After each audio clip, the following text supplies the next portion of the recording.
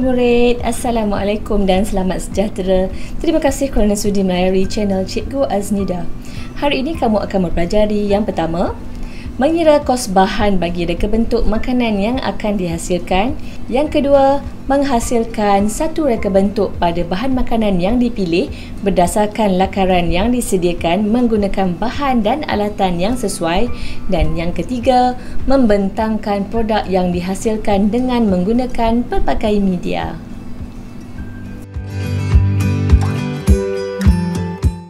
Jom kita mengira kos bahan. Apakah bahan-bahan yang diperlukan untuk menghasilkan reka bentuk makanan kita ini? Yang pertama ialah roti. Kuantitinya ialah 2 unit. Harga seunit 15 sen. Jumlahnya ialah 30 sen. Yang keduanya ialah telur rebus. Kuantitinya ialah 1 biji. Harga seunit ialah 30 sen. Jumlahnya ialah 30 sen. Yang ketiganya ialah salad. Kuantiti yang diperlukan ialah 4 helai, harga seunit 10 sen, jumlahnya ialah 40 sen. Yang keempat, tomato cherry, bilangannya ialah 2 biji, harga seunit 10 sen, jumlahnya ialah 20 sen. Yang kelima, pisang, kuantiti yang diperlukan ialah 1 biji, harga seunit 50 sen, jumlahnya ialah 50 sen. Yang terakhir sekali ialah tembikai. Kuantitinya ialah 3 potong tembikai. Jumlah harganya ialah 50 sen. Kos keseluruhan bagi menghasilkan reka bentuk makanan ini ialah RM2.20.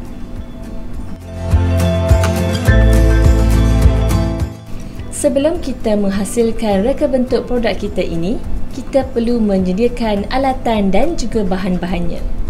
Mari kita sediakan alatan dan juga bahan yang diperlukan.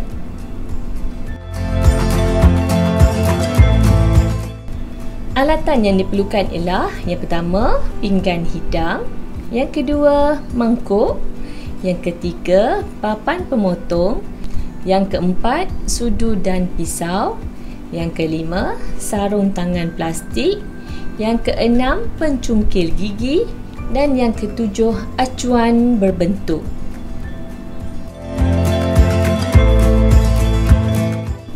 Bahan-bahan yang diperlukan pula ialah yang pertama, tembikai.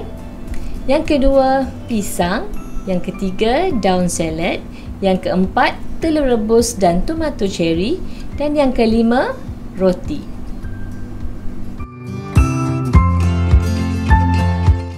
Mari kita lihat langkah-langkahnya. Langkah yang pertama ialah gunakan acuan bulat untuk membuat bentuk bulat pada roti. Jika kamu tidak ada acuan berbentuk bulat, kamu juga boleh menggunakan gelas ataupun bekas plastik yang berbentuk bulat untuk menghasilkan roti yang berbentuk bulat ini.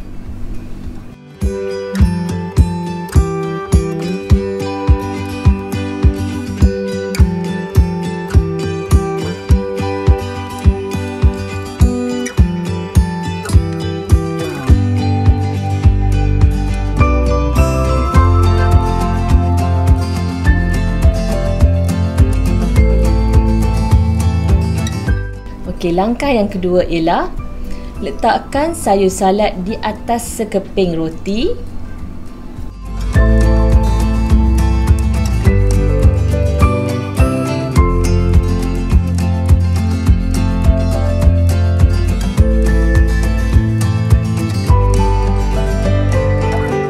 Langkah yang seterusnya ialah ambil sebiji telur dan potong kepada 2 bahagian. Sebiji telur lagi dihancurkan dengan menggunakan garpu di dalam mangkuk.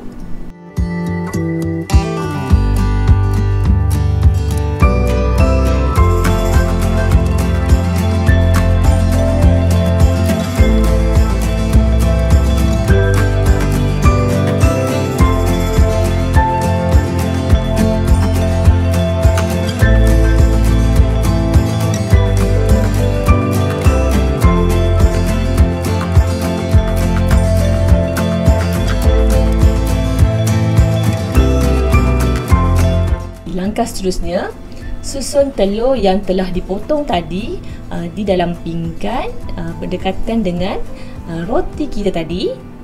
Kemudian letakkan telur hancur di atas sayur salad tadi.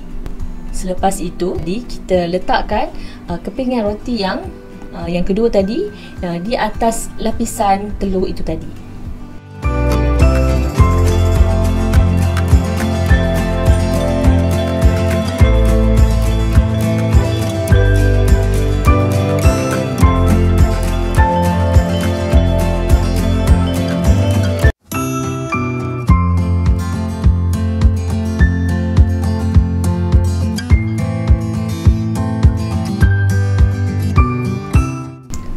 Langkah yang ketiga, tekapkan acuan bulan pada sebiji pisang. Pisang yang telah dikupas kulitnya ya. Okey, buatkan dua bahagian. Kemudian potong tomato cherry itu kepada dua bahagian yang sama besar.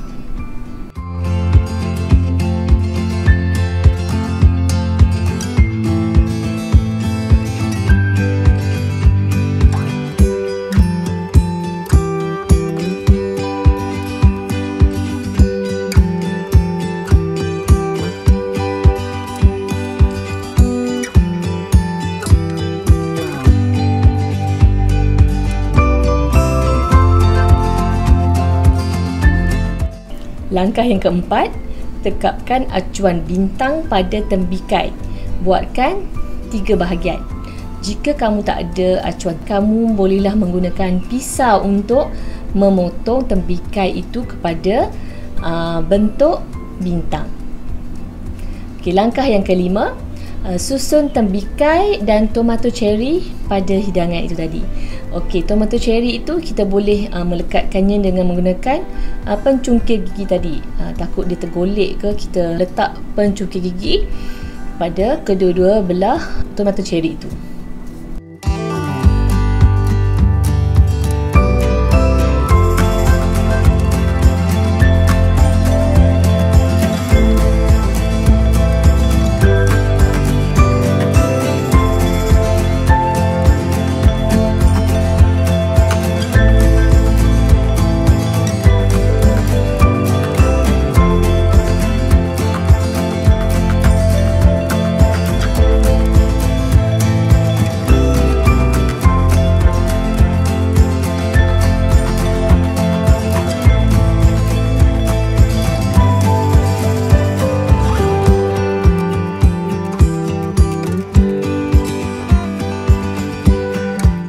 Inilah hasil akhir produk makanan yang dihasilkan. Nampak menarik kan? Kamu juga boleh menghasilkan pelbagai jenis lagi reka bentuk makanan mengikut cita rasa kamu masing-masing. Kamu juga boleh menggunakan bahan-bahan selain daripada bahan-bahan yang telah kita gunakan tadi. Contohnya, kamu boleh menggunakan tembikai susu, timun, carrot, cili dan sebagainya. Kamu boleh membentangkan produk kamu menggunakan pelbagai cara. Antaranya melalui rekod video. Kamu membuat rekod video bagaimanakah cara kamu membuat lakaran, menyediakan bahan-bahan dan juga membuat langkah-langkah untuk menghasilkan produk makanan kamu tadi. Ataupun yang kedua, kamu membuat pengumpulan gambar-gambar, lakaran dan juga cara-cara kamu membuat makanan tadi dalam satu buku scrap dan boleh diserahkan kepada guru kamu masing-masing. Nampaknya murid-murid kita telah sampai di akhir pelajaran kita pada hari ini. Di akhir pelajaran, cikgu harap kamu akan dapat yang pertama, mengira kos bahan bagi reka bentuk makanan yang akan dihasilkan. Yang kedua, menghasilkan satu reka bentuk pada bahan makanan yang dipilih berdasarkan lakaran yang disediakan menggunakan bahan dan alatan yang sesuai. Dan yang ketiga, membentangkan produk yang dihasilkan dengan menggunakan pelbagai media.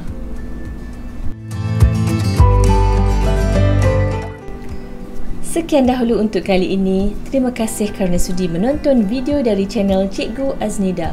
Jangan lupa untuk menekan button subscribe dan juga tombol loceng untuk mendapatkan notifikasi bagi video-video cikgu yang akan datang nanti. Sehingga bertemu di lain masa dan ketika. Bye.